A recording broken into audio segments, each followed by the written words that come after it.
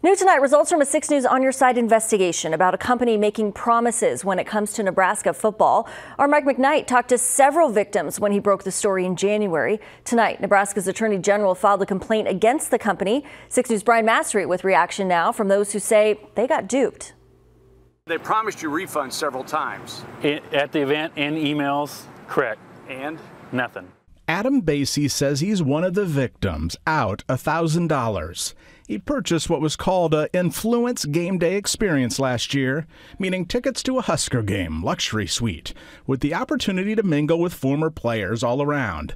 On top of that, the business group said it would also donate proceeds to several charities. That does piss me off a little bit because they lost.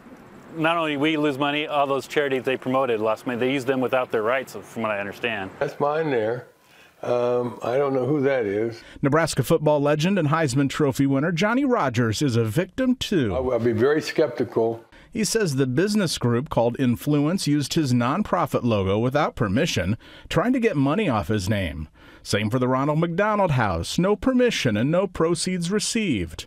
The Attorney General alleges Nfluence abused the public's trust and used deceptive trade practices. I'm not expecting anything. I'm well past expecting something to get done because it's promises years ago now. I hope it does move forward. The Attorney General will hopefully hold those accountable.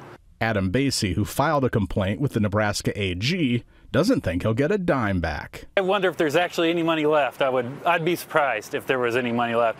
I would be more happy if they held them accountable via prison time. On your side in Omaha, Brian Mastery, 6 News.